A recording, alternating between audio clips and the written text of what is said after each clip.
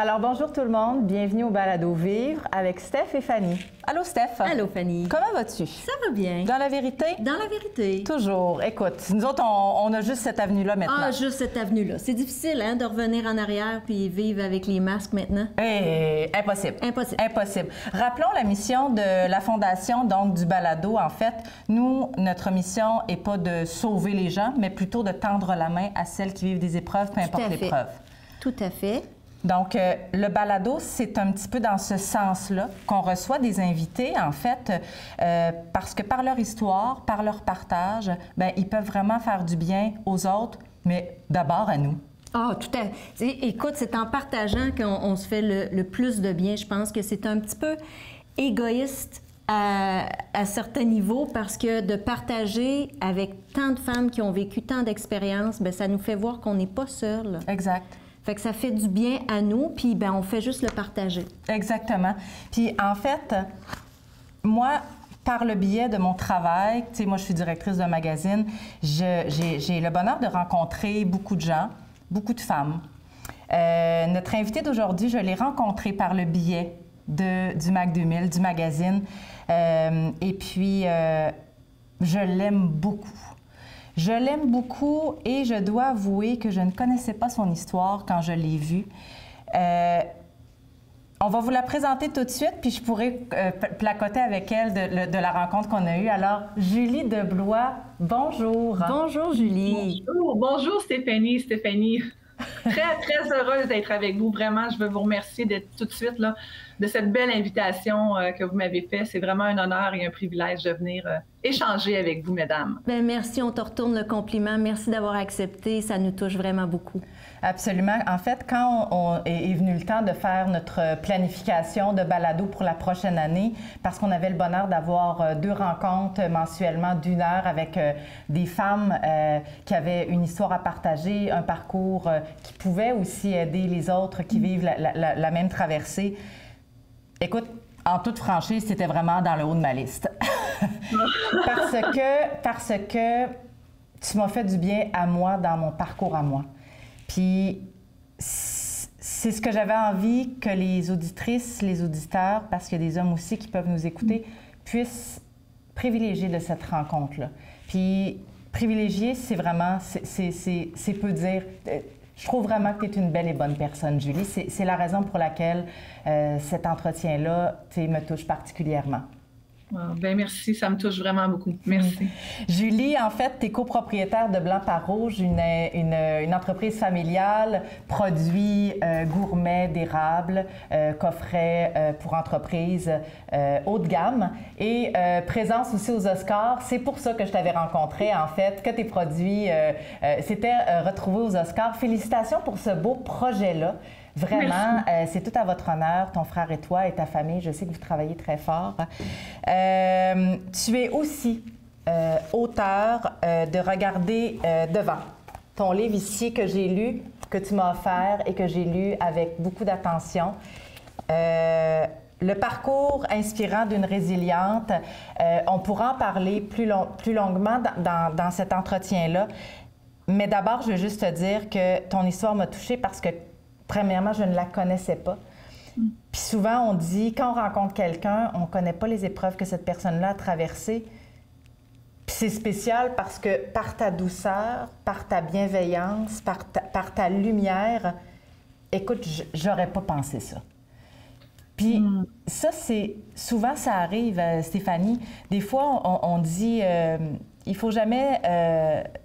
pas sous-estimer, mais des fois, on porte des regards et on dit « Hey, elle a l'air forte, elle a l'air bien, elle a l'air d'avoir rien vécu d'éprouvant. » Fait que, souvent, c'est ceux qui en ont vécu le plus puis qui s'en sont sortis, qui maintenant vivent la vie justement avec un regard plus heureux lorsque elles ne sont pas dans l'épreuve, parce qu'elles l'ont vécu, tu sais. Fait que chaque jour, quand tu te lèves, tu apprécies d'autant plus la vie. Oui. Fait que ton parcours est vraiment très inspirant, évidemment. Fait que si tu veux, on ira là. Mais tout d'abord, chaque invité, Stéphanie, répond à 3 questions. Tout à fait. Alors, nous, on t'a demandé de faire ta propre définition de nos 3 mots, parce que vivere, c'est aussi la définition de vivre, vérité et rétablissement. Donc, pour toi, quelle serait ta définition de vivre? C'est une excellente question. J'ai bien aimé votre approche avec les 3 concepts. J'ai eu des réflexions à ce sujet-là, puis évidemment, vous allez avoir autant de définitions qu'il y a de personnes que vous allez interroger. Hein. Et pour moi, vivre, c'est vraiment à partir du moment où j'ai l'impression que je contribue, que je fais une différence, que je peux aider des gens, que je peux aider mon prochain. C'est à partir du moment où je me sens utile. Comme on fait là présentement, cet échange-là qu'on fait de pouvoir aider d'autres personnes peut-être qui en ont besoin, je me sens vivante. Donc oui, vivre, ça peut être de fonctionner. Tu sais, je vois vraiment dans un contexte d'épreuve. Quand on vit des épreuves difficiles, pendant qu'on est dans l'épreuve, on vit comme on peut, on fonctionne comme on peut. Je crois pas qu'on vit. Je sais pas si vous comprenez, mais c'est... Puis je pense que vivre vient d'être dans sa vérité et d'être rétabli. Exact. Quand ça, c'est fait, on vit, on avance. Et donc, pour moi, vivre, c'est vraiment là, de sentir que je contribue à plus grand que moi, dans le fond. C'est beau. Vraiment. Vraiment. Comme j'ai eu la maladie, j'ai eu une période de maladie, donc on est plus en mode survie quand on est dans l'épreuve. Puis après, ben le mot « vivre » prend une autre définition. Exact, c'est très bien. Effectivement, quand on est dans l'épreuve, on ne fait que fonctionner, on n'a pas de repères, on se cherche un peu. Mais une fois qu'on est rétabli, qu'on est dans notre vérité, je crois que c'est là qu'on commence à vivre. Exact, exact. Donc, la vérité, ta définition de la vérité? Ben moi, la vérité, c'est vraiment quand je suis alignée, quand je suis sur mon X, quand je suis au bon endroit dans ma vie, quand je sais pourquoi je suis là. C'est un peu quand je connais ma raison d'être. Puis, ironiquement, je pense que notre vérité, on peut un peu la perdre dans les moments difficiles parce qu'on se retrouve un peu dans une certaine noirceur, on n'a plus de repères, on se cherche. Mais ironiquement, c'est aussi dans les événements difficiles qu'on va la trouver, notre vérité. Donc, on pourra en parler tout à l'heure, mais j'ai vécu des événements qui m'ont emmené dans une certaine noirceur. J'étais perdue, c'était comme un tourbillon, je me cherchais. Alors qu'il y a d'autres événements qui ont allumé une lumière, la lumière est apparue et j'ai compris pourquoi je vivais ces choses-là. Puis aujourd'hui, je suis dans ma vérité. Encore une fois, quand je fais des choses comme je fais avec vous présentement, cet échange-là, je me sens sur mon X, je sais que je suis à ma place. Puis je sais que vous aussi, les filles avec Vivere, c'est ce que vous faites, vous êtes dans votre vérité. Mais vous êtes passé par bien beaucoup de cheminement pour arriver dans cette vérité-là. Pour moi, la vérité, c'est d'être aligné. Fantastique. Et le rétablissement, est-ce que c'est le plus long chemin? Oui, en fait, le rétablissement, c'est on se rétablit après chaque épreuve, on se rétablit après chaque moment difficile.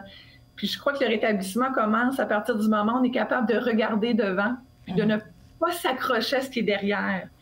À partir du moment où est-ce qu'on choisit de focusser sur ce qu'on a, pas sur ce qu'on a pu, sur ce qu'on aurait donc voulu avoir, sur ce qu'on n'a pas eu, mais sur ce que l'on a.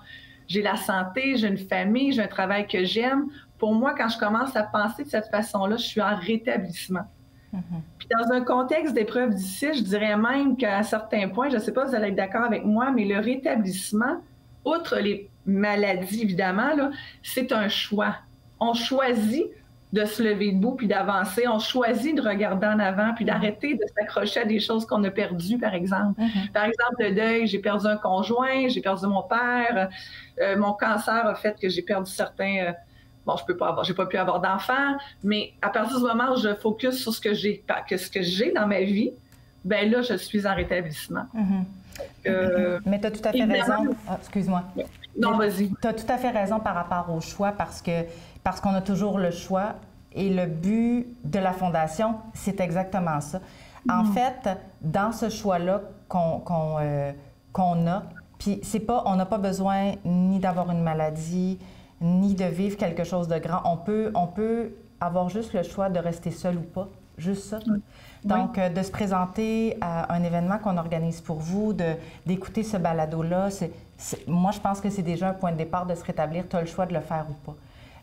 Puis c'est vraiment notre mission parce que s'il y a une personne qui nous écoute puis elle décide de prendre le chemin du rétablissement, de la vérité, parce que le rétablissement, on le dit, c'est un travail de chaque jour. C'est ça, c'est tout. À chaque matin, la décision de vivre dans la vérité pour rester rétabli, c'est à chaque matin qu'on doit le faire, tu sais. Fait que c'est un travail quotidien, puis c'est quand on s'aperçoit on reste aligné. C'est drôle, tout est plus facile Tout est plus facile. On pensait que c'était le chemin difficile d'être dans la vérité puis de faire vraiment ce qui nous aligne.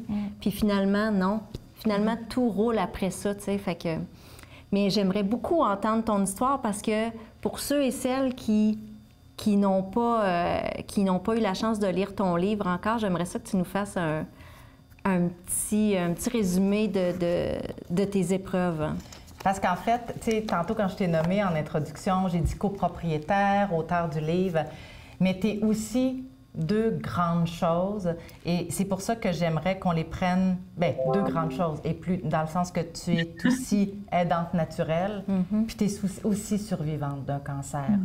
Fait, et je pense que les 3 épreuves que tu as vécues, permets-moi de les nommer, puis j'aimerais ça qu'on prenne le temps pour chacun que tu nous en parles, mais aussi que tu me dises comment tu l'as vécu et comment tu t'en es rétabli, parce que c'est comme si dans ta propre histoire, tu avais ces 3 façons de vivre des épreuves. Fait à 30 ans, tu as été aidante naturelle parce que tu as eu la perte de ton amoureux. À 35 ans, ton papa est décédé d'un cancer, donc tu vis le deuil de ton père. Puis pas longtemps après, à 38 ans, tu as toi-même un cancer. Écoute, je peux pas te dire, quand j'ai lu ça, j'ai trouvé ça super injuste. OK, tu me diras que on va pas là, mais tu sais, moi, je t'aimais, fait que je me disais, bon, c'est pas de bon sens, ça n'a pas de bon sens, mais de te lire puis de t'écouter, pour moi, ça va être 2 choses. Puis c'est pour ça que j'avais si hâte à cette rencontre-là, pour que je puisse te poser les questions au fur et à mesure que tu me parles de ton expérience. Fait que si on commence par, à 30 ans, raconte-moi, avec ton amoureux, la perte de ton amoureux et ton rôle d'aidante naturelle. Alors, Martin, c'est l'histoire de Martin que j'ai rencontré quand j'avais 28 ans. Et Martin, ça a été un coup de foudre, là, sérieusement. Là, ça a été très rapide. Quand je l'ai vu, j'ai compris que j'étais avec la bonne personne. Ça faisait longtemps que je me cherchais. Puis, quand on s'est rencontrés, c'était comme mon alter ego, c'était mon âme sœur. C'était très fort. Donc, tout est allé très vite. Après 1 an, on a signé un condo. On l'a signé en 2007. On devait rentrer dans le condo en 2008. Alors, pendant cette année-là, on a profité de la vie. On a voyagé.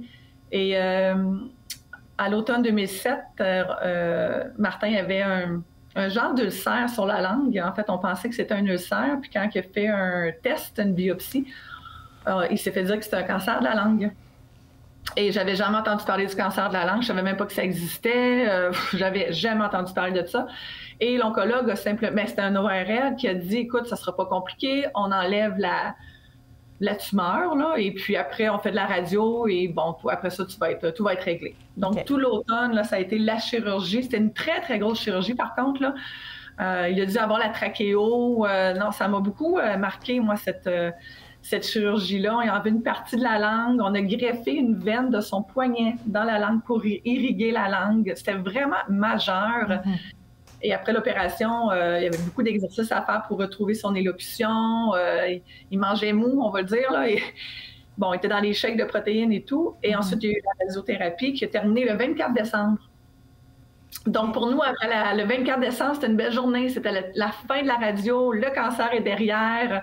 On va entamer 2008 en santé, puis on va emménager ensemble dans notre condo en juillet. Donc, on recommence l'année très heureux de ce qui s'en vient de notre avenir, qui est un avenir lumineux. Et, mais excuse-moi, je vais t'arrêter tout de suite parce qu'en fait, on parle de rétablissement déjà. Vous avez une date, puis ça va être terminé et tout. Mais oui. Je veux juste savoir, quand vous l'avez appris, vous deux, les deux amoureux, vous êtes trouvés 2 âmes sœurs. Je sais que tu as déjà parlé de l'image des personnes qui apprennent le cancer, puis que c'est littéralement ça. Tu tombes en bas de ta chaise, puis pour en connaître aussi des personnes proches, c'est vraiment vrai que ça fait ça. Mais 2 amoureux qui sont arrêtés par une maladie grave et qui mettent en péril leur amour, comment vous avez vécu ça? Honnêtement, là, la façon que ça nous a été présenté par l'ORL, c'était pas dramatique. OK. Donc oui, ça a été un choc. On n'était pas préparé à ça, évidemment. À cet âge-là, on ne pense pas au cancer. Là. Ça a été un choc, mais on est ressorti du rendez-vous. Je m'en souviens quand l'ORL nous avait raconté ce qu'il en était, là, les prochaines étapes, mais c'était tellement, regarde, il y a ça, on va faire ça, ça, puis après ça, c'est terminé. Beaucoup d'espoir. OK. Je comprends. OK. C'était juste un cancer de la langue, mais ça se règle, j'en ai vu d'autres, ça va bien aller. En gros, c'était ça. Fait que c'est sûr qu'on sort ébranlé, là, parce que le mot cancer, on l'aime pas, là, évidemment, mais c'est plein d'espoir pour nous. C'est une phase, on va passer à travers ensemble, on s'aime, on a des projets dans l'avenir, donc c'est impossible que ça se termine, évidemment. On a 30 ans. Voyons voir si quelqu'un, s'il va mourir. Impossible. C'est comme on va se faire arracher une dent, puis on passe à autre chose, là. Vraiment, là, c'est dans cet esprit-là. Peut-être un peu naïf, mais en même temps, l'ORL le dit, là, le spécialiste nous le dit. Donc, c'est pas la fin du monde. Mais c'est aussi dans ta personnalité. Moi, écoute, ce que je connais de toi, t'es pas très sombre. D'un deux côtés, là, c'est pas mal lumineux. Fait que ça faisait aussi partie de vous de parler, parce que vous aviez le choix de vous inquiéter, de tomber dans la noirceur, de pas avoir d'espoir. Fait que vous aviez ça d'abord à l'intérieur de vous, tu as ça à l'intérieur de toi. Je parle de toi parce que c'est évidemment toi que je connais. Fait que vous étiez super confiants. Absolument, absolument. On est deux personnes, il était et je suis très optimiste de nature. Donc, il n'y a pas de raison de tendre vers le négatif, vers le pessimisme ou vers la possibilité d'une mauvaise nouvelle. Nous, tout est beau. Là. On demeure positif et on se dit, on va passer à travers ça ensemble. Donc, on passe à travers la chirurgie, la radio. 24 décembre, c'est terminé. Entre-temps, Martin vend son condo et vient habiter chez moi. Avant qu'on rentre dans notre nouveau condo. Donc, il arrive chez moi en janvier. Je m'occupe de lui. Il est en arrêt de travail, évidemment, pour récupérer. Il est en convalescence. Mais les semaines avancent et Martin ne récupère pas.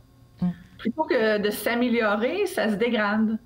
Plutôt que de se lever 8, 10, 12 heures par jour, il dort 15, 16, 18, 20 heures par jour. Là. Fait que là, ça ne fonctionne plus.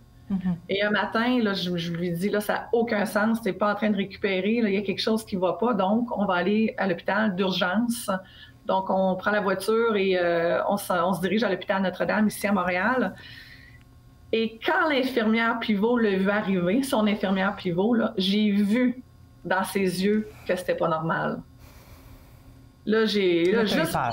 le regard qu'elle a eu quand il avait perdu du poids, il n'y avait plus de force. Puis, tu sais, moi, j'étais dans le quotidien, là, tu te dis, il y a une grosse opération, il y a eu de la radio, c'est gros. Fait que, tu sais, tu sais pas, t'es pas expert, mais là, il y a un temps où tu étais un peu inquiet, puis là, quand j'ai vu les yeux, l'expression de l'infirmière pivot, j'ai compris que c'était peut-être une bonne idée qu'on soit allé à l'hôpital, là. Et tout de suite, elle a dit, écoute, on le monte dans une chambre, on fait des tests, ils l'ont gardé pour le week-end. C'était le week-end de Pâques à ce moment-là. Et je me souviens, je suis allée le voir pendant la fin de semaine. Et là, moi, je travaillais pour une grosse corporation qui s'appelle le Programme de récompense Hermès. Alors, moi, le mardi suivant, le lundi de Pâques, je rentre chez Hermès, je fais ma journée. Mais sur mon répondeur, j'ai un message de l'infirmière pivot qui me dit, « Julie, il faut te rencontrer avec la famille de Martin aujourd'hui à 4 heures. » Ouch. Moi, dans toute ma naïveté, parce que moi, dans ma tête, tout va se régler, c'est sûr, le ORL le dit. Oui, c'est ça.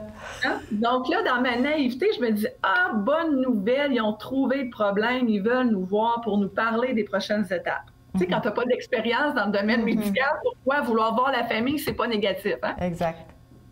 Là, je raconte à une de mes collègues de travail qui était l'assistante, là, du bureau, je lui dis, écoute, j'ai dit, bonne nouvelle, là, ils veulent nous rencontrer toute la famille, là, moi, les parents de Martin, fait que pour moi, ça sent bon, tu sais.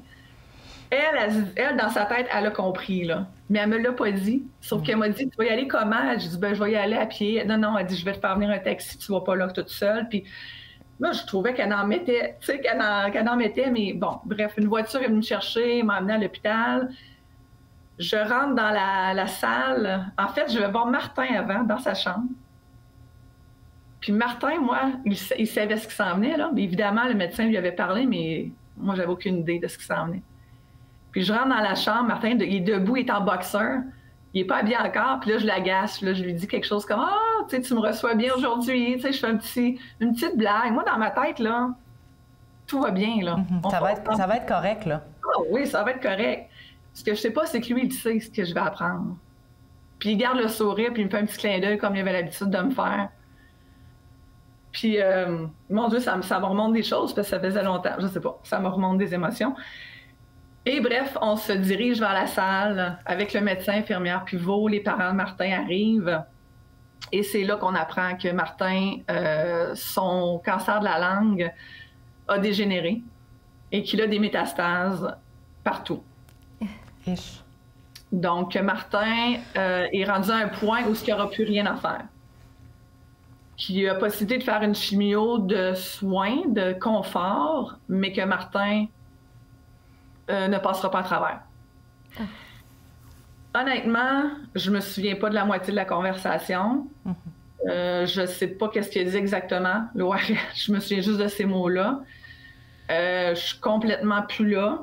En même temps, je suis là, mais c'est difficile à expliquer. Sa mère se met à pleurer. Moi, non. Moi, je comprends pas ce qui arrive. Puis Martin demande à l'infirmière de donner un Kleenex à sa mère. Lui, il est en train de gérer ça, là. Ouais. Puis, ça se termine comme ça. Puis on sort de la chambre, puis tout le monde marche dans le corridor. Martin est en avant, ses parents. Puis moi, je suis en arrière avec l'ORL, l'oncologue.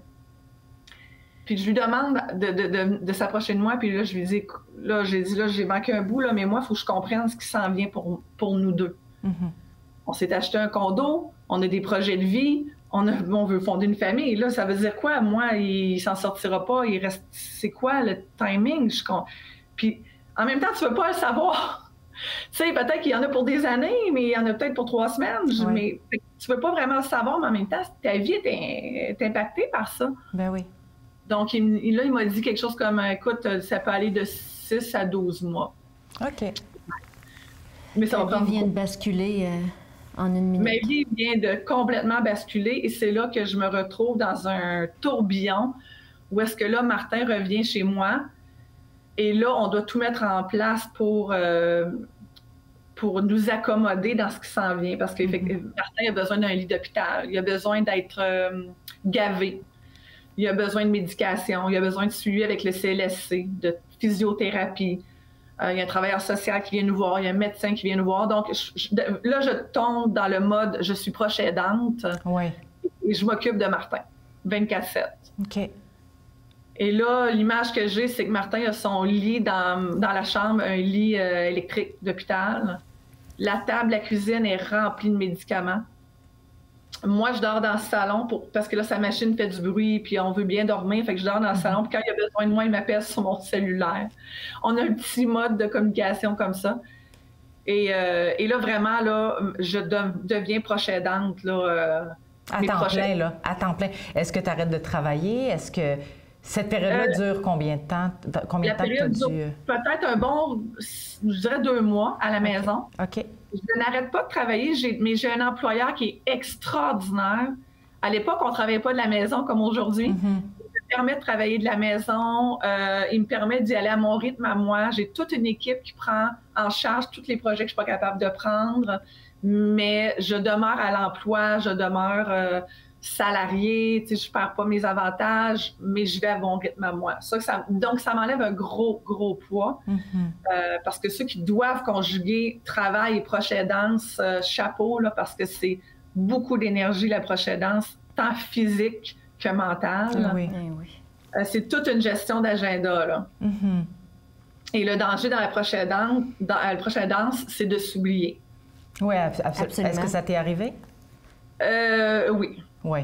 Oui. Tu veux tout donner pour l'autre, tu veux donc que l'autre soit bien, tu veux donc que l'autre dorme bien, tu veux pas qu'il aille mal, tu veux qu'il y ait un peu de lumière dans ses journées, tu ne fais que penser au bien-être de l'autre. Mais est-ce que tu réalises tout ce temps-là où tu es tellement absorbée par le fait de prendre soin de lui? Est-ce que tu penses à son départ? Est-ce que tu pleures son départ en cachette, toute seule, pour... Je sais pas. C'est intéressant comme question, mais non, parce que je suis tellement investie dans le moment présent. Tu es sur le pilote automatique, là. Tu dois être là pour être pour lui, là. Absolument. Puis tu sais, jusqu'à un certain point, je pense que je peux pas concevoir qui va partir. Pour moi, c'est inconcevable. Donc, je suis dans un mode, je veux qu'il aille bien. Puis, tu sais, des miracles, ça arrive, là, des gens qui s'en sortent, puis on ne sait pas pourquoi, tu sais. Fait que inconsciemment, d'après moi, puis je suis tellement de nature optimiste que je veux pas voir le côté sombre de tout ça, là. Puis est-ce que tu dirais même que, écoute, je ne connais pas tes croyances, puis c'est pas une question de croyance, mais quand tu parles de miracle, aurais-tu par hasard la foi, puis tu te dis, pour lui, ça va être, ils vont me le sauver, là? Ah oui, là, c'est ça exactement. T'envoies ça dans les airs comme souvent. Hein? Ah, c'est ça. Ça va bien aller, puis ça se peut que ça arrive, je vais faire confiance, puis... Mais tu sais, je pense même pas à la survie de Martin ou à son décès, je pense surtout au moment présent. Puis comment essayer de rendre ces journées-là un peu moins pénibles pour les deux aussi. On a un petit système où est-ce que le soir, on s'assoit, puis les deux, on écrit nos reconnaissances de la journée. Puis on se les lit à voix haute pour un peu focusser sur autre chose que la maladie et les nuages qui planent au-dessus de nos têtes. Puis ça, c'est un ami qui m'avait proposé de faire ça avec Martin, puis j'ai trouvé l'idée très bonne. J'ai encore d'ailleurs le carnet de Martin dans lequel il écrit pourquoi il est content de sa journée. Puis il faut se souvenir que Martin était couché 20 heures sur 24, il était gavé, il n'y avait pas de qualité de vie, puis il trouvait toujours des reconnaissances à dire sur sa journée. Que sa blonde était là pour le prendre soin de lui, que sa mère est venue le voir, que les amis sont passés, qu'il a réussi à faire ses exercices. Là. Il y avait des exercices à faire pour les locutions. Il avait réussi à le faire. Il avait progressé. Il réussissait toujours à trouver 2-3 petits trucs positifs dans sa journée. Fait que, tu sais, après ça, quand tu repenses à ça, tu te dis, mais je suis qui pour me plaindre, moi? Non, mais moi, je pense... Moi, quand je t'entends parler, je trouve que tu as été privilégiée de rencontrer cet homme-là pour l'apprentissage qu'il t'a donné. Vraiment. Vraiment, là, écoute, ça me touche de... Puis j'allais te demander, as-tu encore le livre? C'est sûr que oui, là. Mais c'est pas tant de dire, on est qui? J'ai écouté une entrevue que tu avais fait, puis tu avais fait, il y en a qui ont vécu pire que moi. Puis je t'écoutais, puis je me disais, c'est fou à quel point il faut être assez forte pour ne pas s'apitoyer sur son sort, puis d'être assez forte pour dire... Hey, moi, j'ai vécu 3 super grosses épreuves, mais il y en a qui assurément, qui ont vécu pire. C'est comme si tu ne mets pas l'importance sur... Tu ne te victimises pas du tout dans ton parcours, soit dit en passant. Puis ça, c'est un message qui est vraiment très, très positif à entendre. Puis de reconnaître le privilège que certaines personnes ont eu dans notre vie, malgré la fin qui n'était pas désirée, qui était prématuré. Qui était prématuré. C'est à comme... 30 ans, tu t'attends pas à mourir d'un cancer de la langue. Ben non. Là, quand j'aurais été pareil comme toi, moi, il nous a dit que ça va bien aller. Tu sais, comment il y en a qui ont des petits cancers, on gratte ça, puis c'est fini, on passe à autre chose. Mais là, que ça devienne un cancer généralisé, métastasé, c'est intense, hein? Tu te demandes qu'est-ce qui s'est passé pour que d'une petite affaire, ça devienne généralisé. Ah oui, absolument. Puis ta vie, t'as pas le choix d'être en pilote automatique parce que c'est trop gros pour en prendre conscience. Effectivement, c'est bien dit, c'est trop gros. Puis tu sais quoi? T'as raison, parce que le jour où on a su qu'il n'y avait plus rien à faire, c'était tellement gros. Tu sais, tantôt, je t'ai dit, j'ai pas pleuré. C'était trop gros. L'information, elle rentre pas à moitié dans ton cerveau, puis elle descend pas dans ton cœur parce que tu veux pas qu'elle aille là. Ah, c'est ça. C'est trop gros.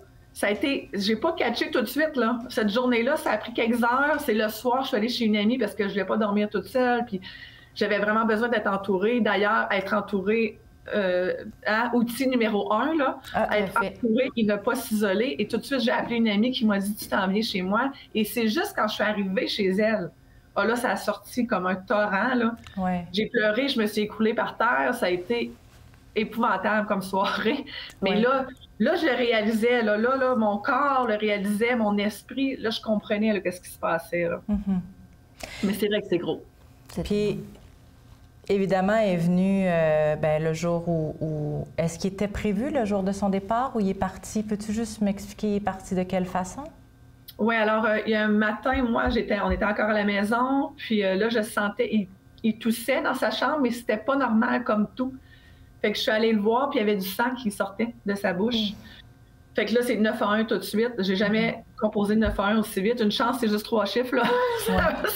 Faut pas que ce soit trop compliqué, le 911, là, parce que j'étais en panique totale. Ouais. J'avais jamais appelé le 911. Pour moi, c'était gros quand t'es rendu à faire ça. Et l'ambulance est venue le chercher.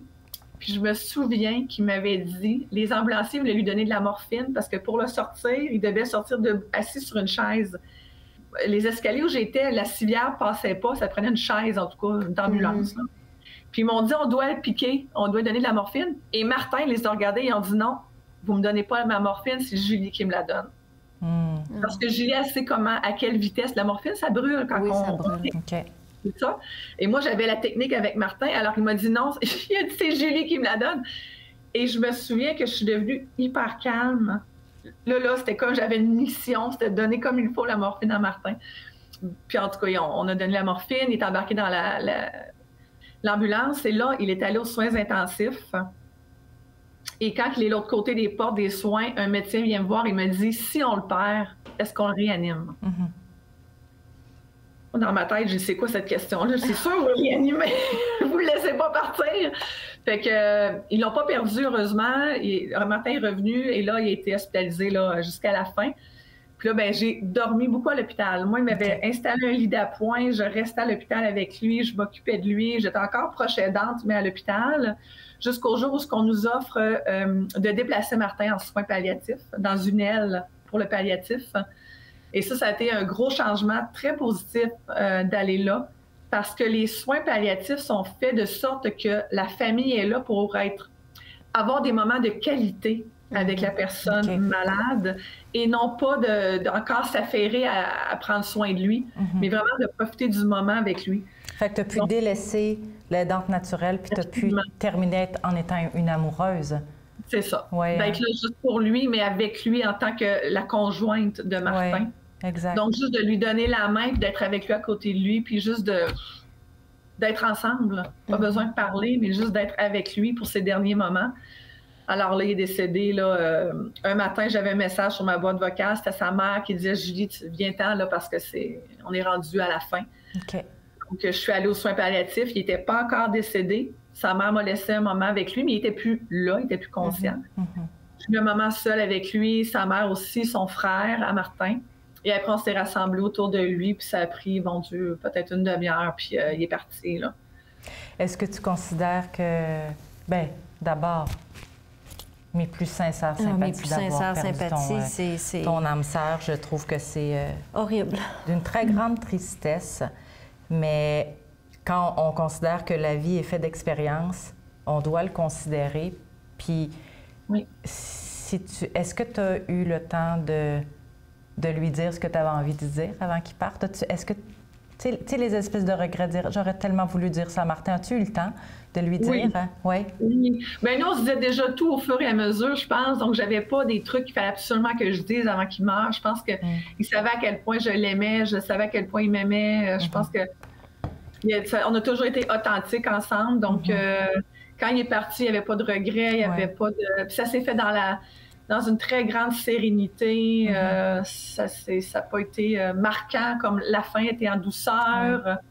Donc, puis aujourd'hui, je sais que tu es à nouveau avec quelqu'un, à nouveau amoureuse et heureuse.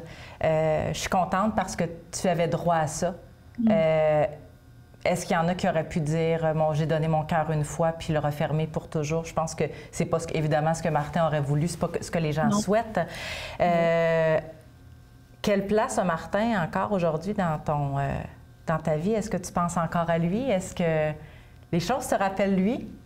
Oui, c'est sûr que j'ai des petites pensées pour lui il y a des événements qui me font penser à lui. Tu sais, le condo dans lequel je suis d'ailleurs, Martin est décédé une semaine avant le déménagement. Donc, Martin n'a jamais mis les pieds ici, dans le condo. Mais c'est quand même avec lui que je l'ai choisi. Mais tu sais, je ne suis pas dans la nostalgie. Je me dis pas, mon Dieu, comment ça serait si Martin était là. C'est jamais dans la nostalgie quand je pense à Martin. Je pense plus à son optimisme, à sa façon de voir la vie. Martin s'émerveillait devant des petits détails. Il était tout le temps de bonne humeur. Il était souriant. Il était jamais dans le négatif. C'est plus sa personnalité qui m'inspire positivement aujourd'hui. Et c'est ça. Et donc, quand je l'ai pensé pour lui, puis tu sais, le temps guérit, hein? Ouais. Le temps change aussi la perception qu'on a de nos deuils, de ce qu'on en fait. Au début, c'est plus dur, c'est de la tristesse, de la colère, mais éventuellement, c'est des beaux souvenirs. On se sent inspiré par cette personne-là. Elle nous donne une certaine force également. Donc, aujourd'hui, je suis plus à ce stade-là où Martin va m'inspirer de par sa personnalité, de par la force qu'il avait. Et d'ailleurs, il m'a énormément aidé quand j'ai reçu mon diagnostic de cancer.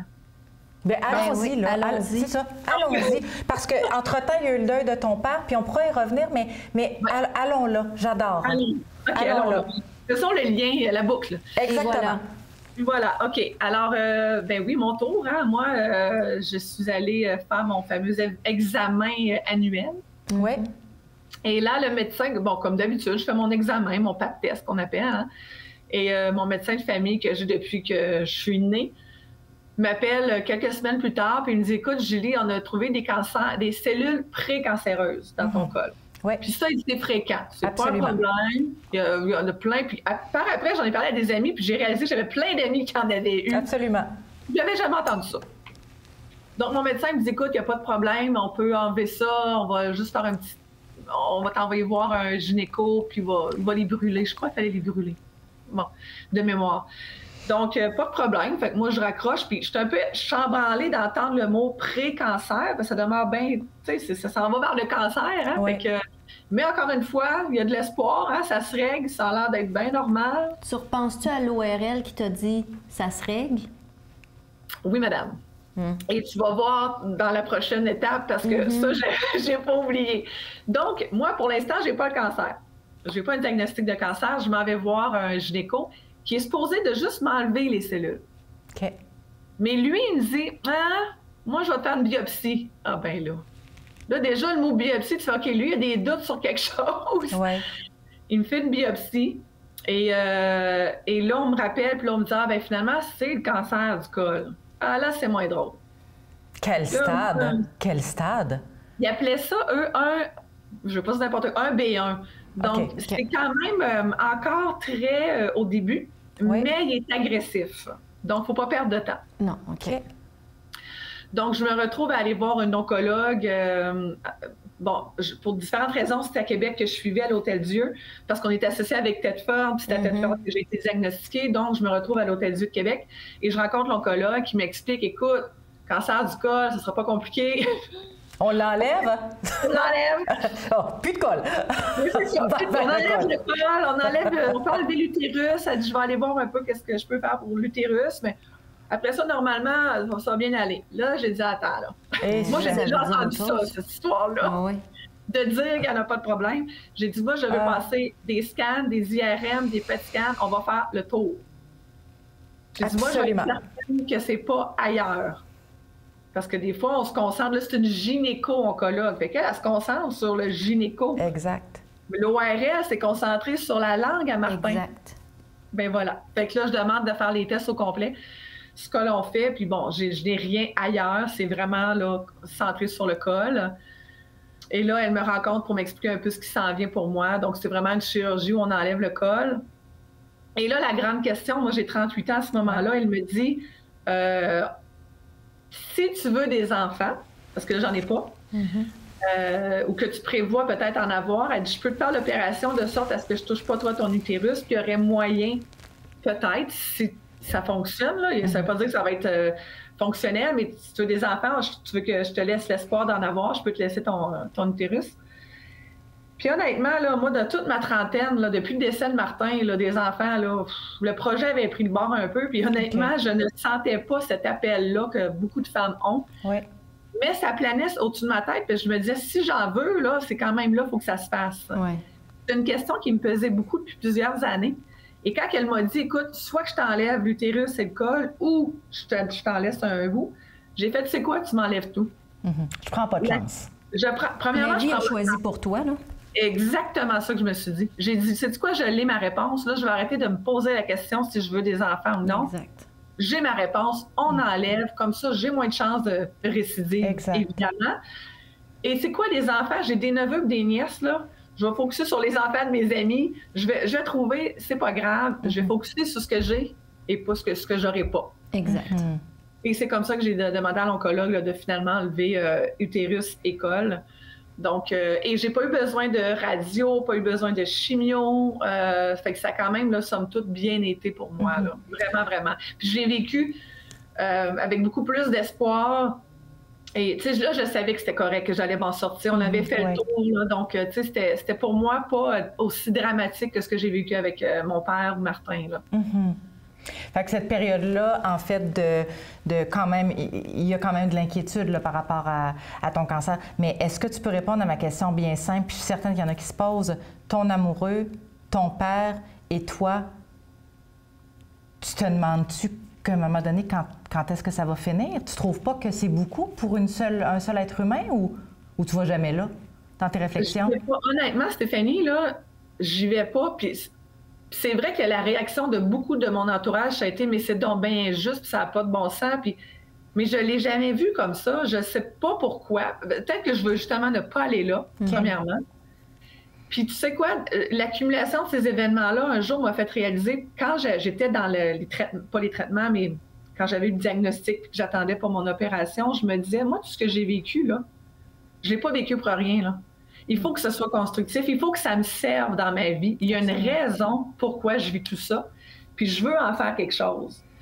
Je veux que ça me serve, je veux que ça aide les autres, je veux contribuer en me servant de tous les outils que je suis allée chercher dans ces 3 événements-là.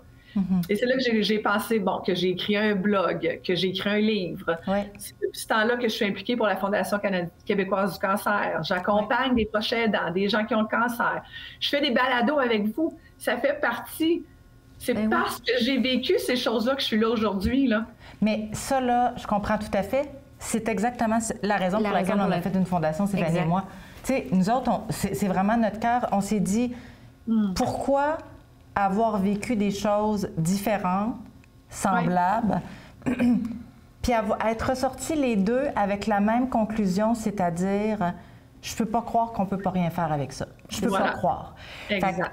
Tu sais, je pense que le titre de ton livre, qui est sorti en 2021, et je conseille à toute personne qui a envie de comprendre le sens du mot résilience, de se procurer ton livre, parce qu'en plus, avec ta grande générosité, tu donnes des sous à chaque livre vendu. Donnes-tu toujours des sous à la Société du cancer? Oui, absolument, la Fondation québécoise. La Fondation québécoise du cancer. Et c'est certain que l'écriture dans ton rétablissement a dû tellement te faire du bien. Vraiment. Qu'est-ce que ça t'apportait? C'est une libération, c'est un retour en arrière, mais avec une autre perception des choses aussi, hein? Avec plus de cheminement derrière moi, plus de maturité, avec du recul aussi.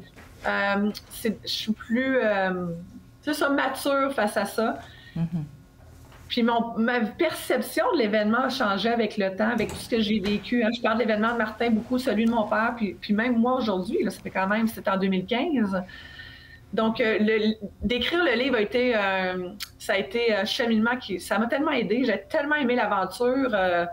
Oui, je suis très, très heureuse du résultat de tout ça. Là. Puis en même temps, ça te donne la possibilité de te dire que tu es sortie de tout ça. Au bout du compte, là, tu peux te féliciter de tout ce courage et cette force. Et en plus, tu en as fait quelque chose de plus grand. C'était énorme. Il y en a beaucoup qui malheureusement, n'ont pas cette force-là de vivre autant d'épreuves puis de revenir, Puis je trouve ça fantastique parce qu'on le dit trop peu, mais oui, c'est gros ce que tu as vécu. Puis la peur qui vient avec le fait du diagnostic de cancer, même chose pour ton père. Les deux premières fois que tu as vécu cette expérience-là, ça a terminé par un décès. Je pense aussi que l'univers t'a dit, regarde, ça peut être guéri aussi. Tu peux garder espoir parce que toi, ça n'a pas fini mal. Ça a été... La vie t'a répondu, tu avais une question, elle a fait le choix, tu y as été de façon résiliente, mais tu t'en es sortie, tu étais une guerrière. Là. Absolument. Puis encore plus généreuse parce qu'aujourd'hui, tu partages avec les autres. Puis c'est ça, c'est cette lumière au bout du tunnel que plusieurs femmes ont besoin quand on vit les épreuves comme ça, c'est de voir que quelqu'un s'en est sorti malgré que tu as l'impression que c'est une tonne de briques qui te retombe dessus à chaque fois, tu sais. Ouais, fait que c'est quelque chose de grand, puis c'est beau ton message, puis c'est...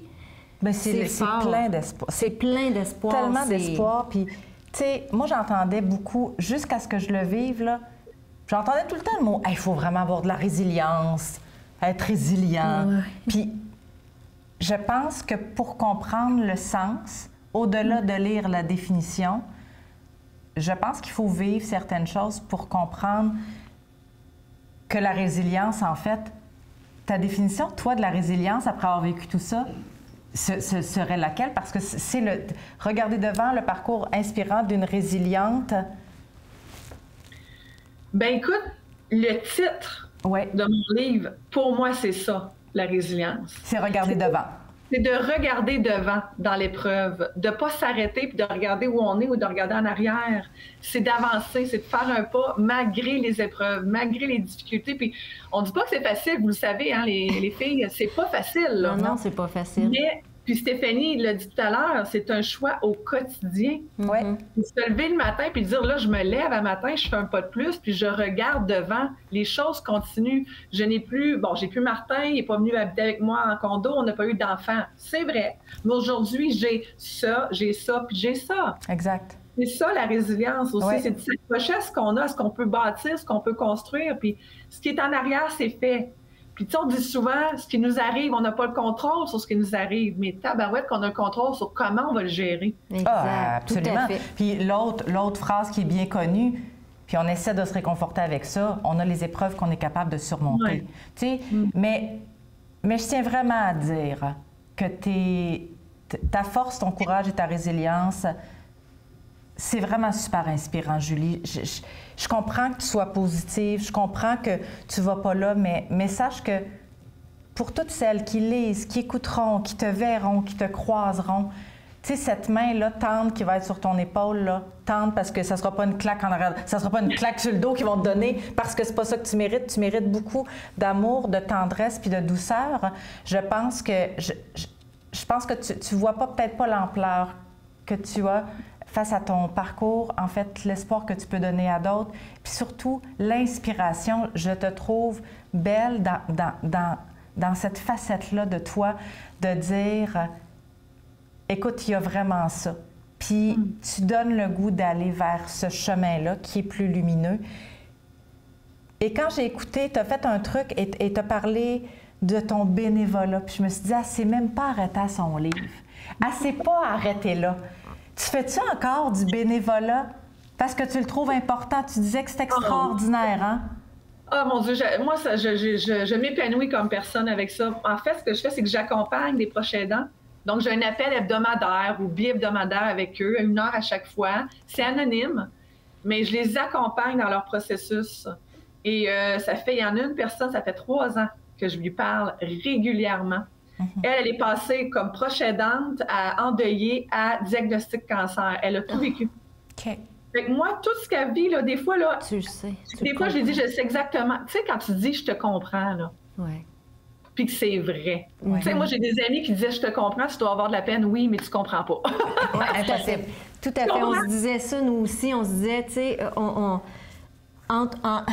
aux expériences qu'on a vécues, nous deux, on peut dire, je comprends. Puis c'est vrai qu'on le comprend. Puis c'est ça, on veut pas... Tu sais, les gens autour de nous, des fois, ils essaient d'être tellement... Ils savent pas quoi dire. Puis là, je te comprends, mais oui, on a tout à fait cette réaction-là en disant « oui, merci, mais non ». Qui doit être très réconfortant, d'ailleurs. Oui, tout à fait. Comme le temps que tu donnes, la personne... Tu sais, c'est dur de pas croire quand tu dis « je comprends ». Fait que toi, ton bénévolat, c'est ça. Fait que tu as des heures avec... Oui, puis c'est extraordinaire parce que je sais où ils sont, mais j'ai du recul.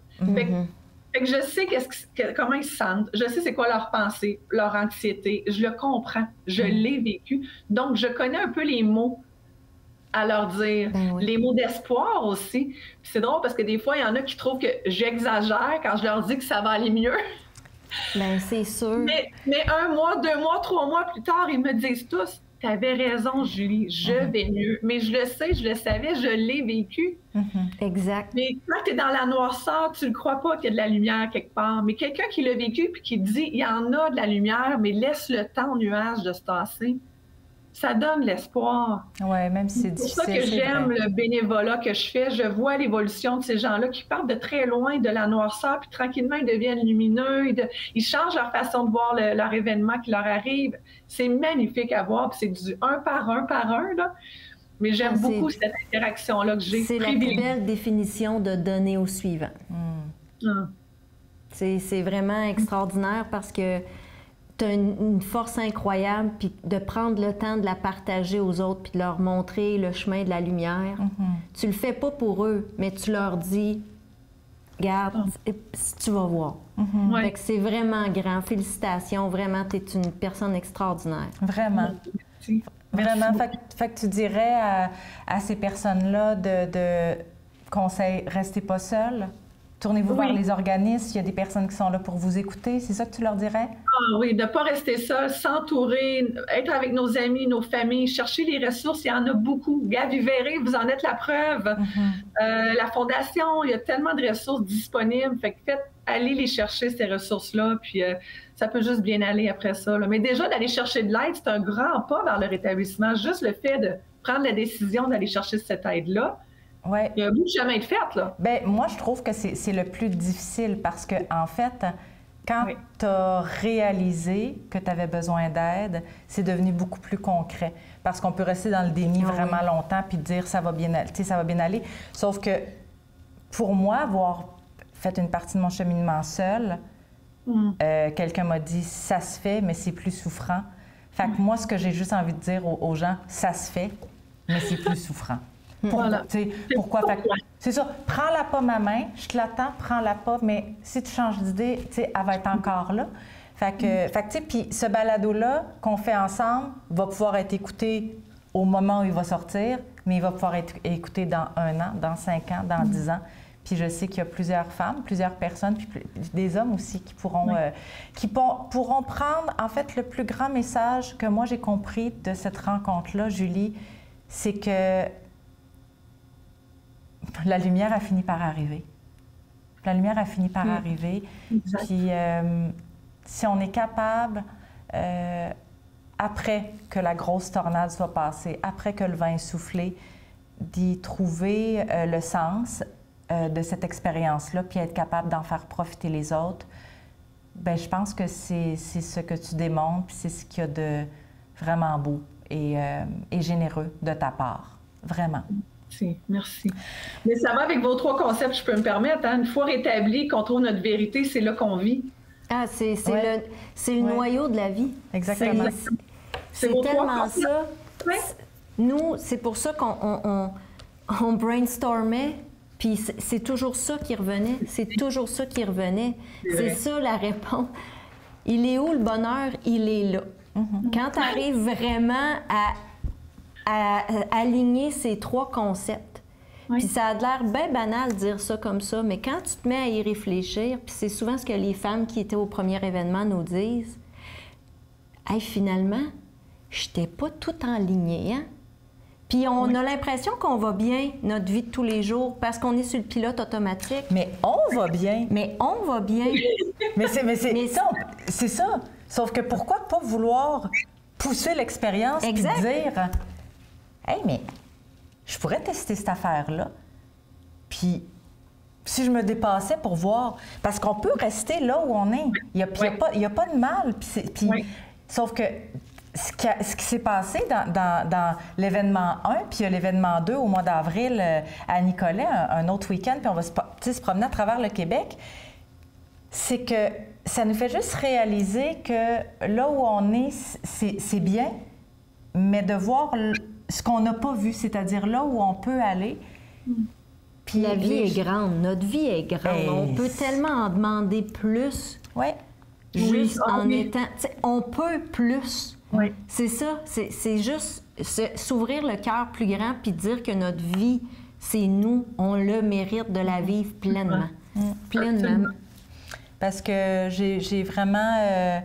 moi, j'ai vraiment compris une chose, c'est que malgré tout ça, pour vrai, là, elle est belle la vie. Oui. Elle est belle. C'est vrai.